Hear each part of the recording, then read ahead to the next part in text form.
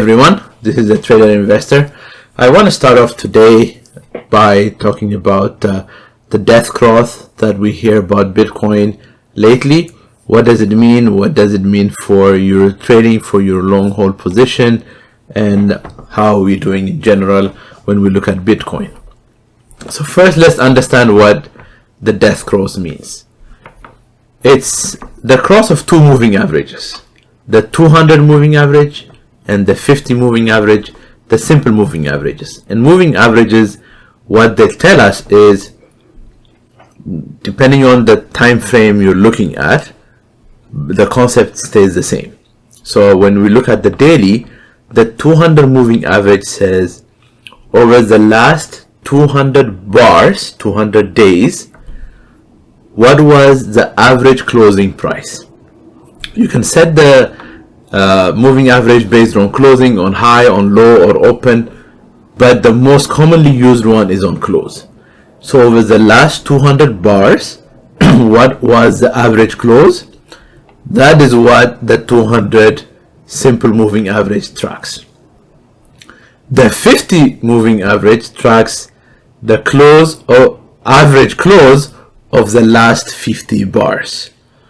So when these two lines cross, it means that price is starting to come lower and lower and lower and the two moving averages meet and cross, driving the price even lower. This is what you see here. Starting on June 19th, that cross has happened. Even though I mentioned we could be in an accumulation, excuse me, we could be in an accumulation or in a distribution phase, but that cross has happened.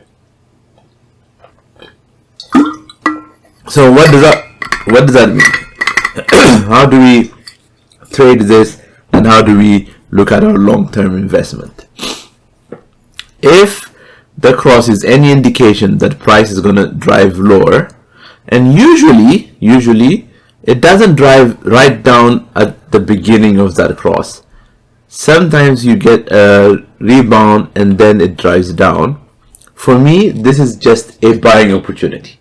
As price drives down, it's a buying opportunity. That's how I'm looking at it.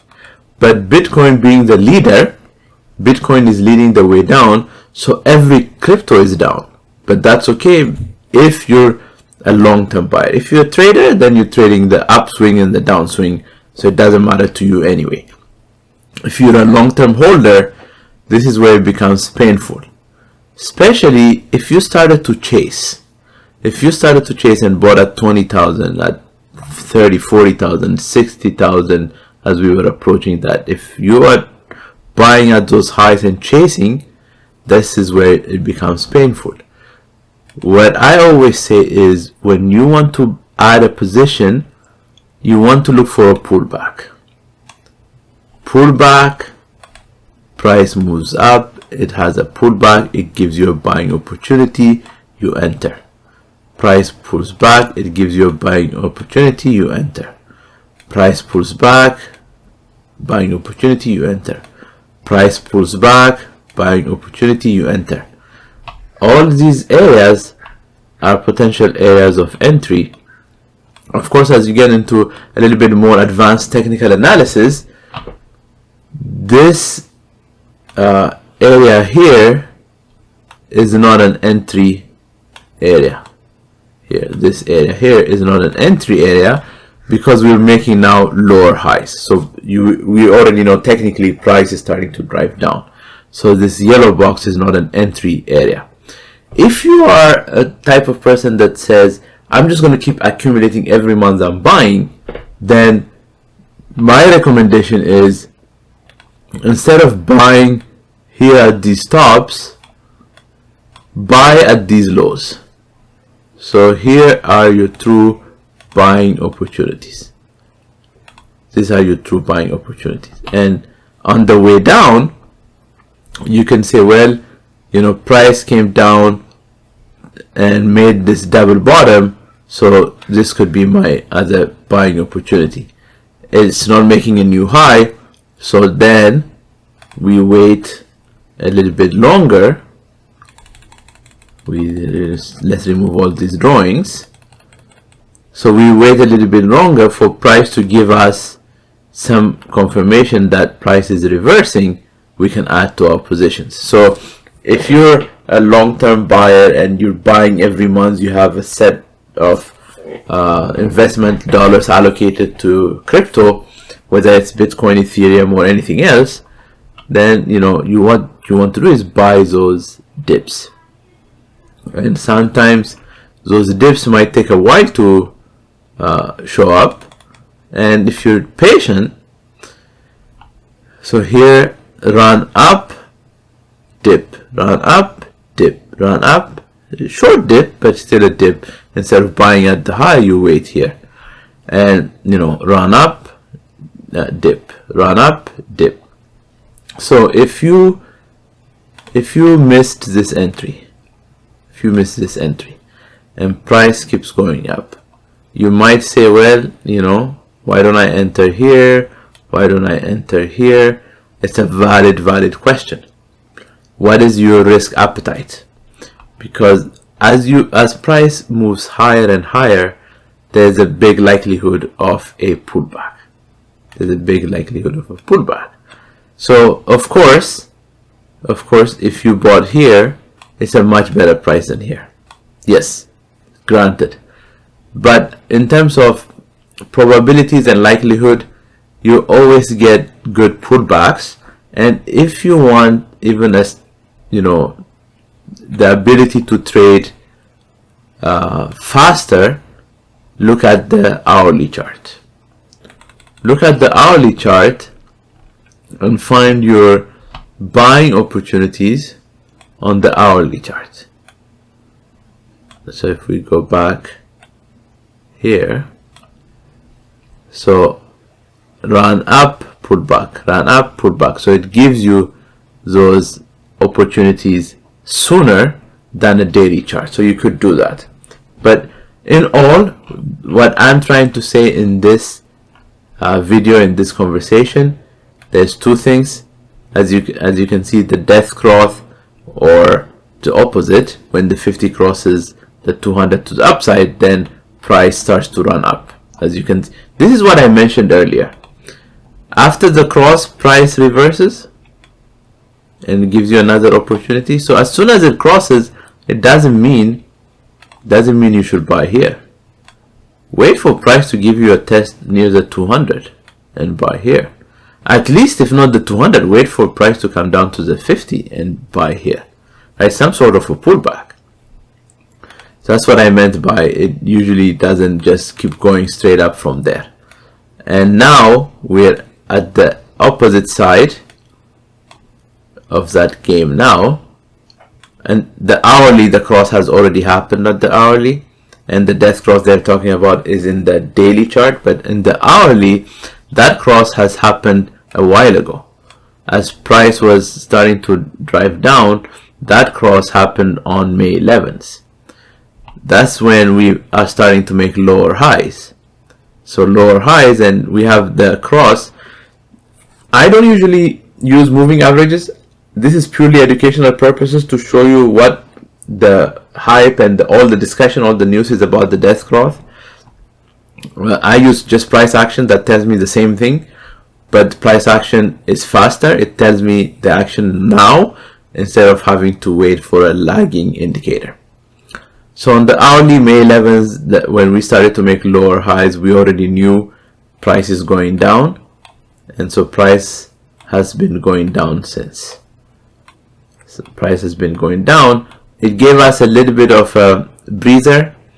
See the cross happen? The cross is late because price moved above the 200 a few hours earlier, and so that's why the cross is late. That's why I don't like using moving averages.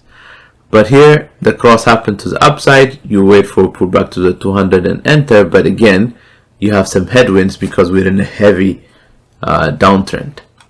And so it crossed back again. Look at this cross. When this cross happened, price is already so far away that it is late to enter at the cross. It is actually going to rally, and the rally is where you want to enter if you're waiting for this cross. So again, Price crossed again, same thing. When the cross happened, price has already moved up significantly. Price crossed back down, price crossed back up, it stayed up for a while, and then it crossed back down, and now we're still in that downtrend. So this is, you could use the hourly for your entry trigger, but your daily is your real trend indicator. This is what I like to use. The monthly and the daily is what I like to use, and so even if you look at the monthly, it was parabolic move up and parabolic move down is what it looks like. And in one of the videos I did for Bitcoin, I showed you that when price has a explosive move up, has a pullback, that area, the high area, once we cross the high area, there's a big likelihood price is going to come down to it. So we could see Bitcoin near 20,000. Of course, I also mentioned in an earlier video, I was not expecting this to happen. Right? I was expecting price to shoot up, come back down, and just not go below the low of May. That was my expectation. But I don't trade expectations, right? I trade what I see on the charts. So right now, we're looking like we're breaking down from the, if we go to the daily, and we have our accumulation or redistribution phase, it looks like we could be a this redistribution. But here's where I want you to be careful. Here's where I want you to be really careful. This bar and this volume, you have to pay attention to it. This is a much lower volume even than the previous bar. It is about the average volume. So the reason why I say be careful is, could this be a terminal shakeout? Could this be that low volume fake out sell-off, right? Very low volume sell-off. It's not low volume, it's significant, but it's not a high volume either. Could that be it? And could we see tomorrow price do this? Be careful, because if it's a true breakdown, price is going to continue to do this, and on a rally it will not go past this jump the creek line, and it will start to continue to collapse. We have an order block here from a long time ago that price is trying to go close. There are a couple of other order blocks along the way as we get to 20,000. So right now, if this breaks down, my target is really 20,000. It's not even the order blocks. I am believing that price is going to go to 20,000. This is how I'm looking at Bitcoin. So when Bitcoin, the leader of all crypto, is going down, it's taking down everything else with it. So Ethereum, on a daily basis, we don't have the death cross yet. But if Bitcoin continues its downward pressure, then it's going to push Ethereum down.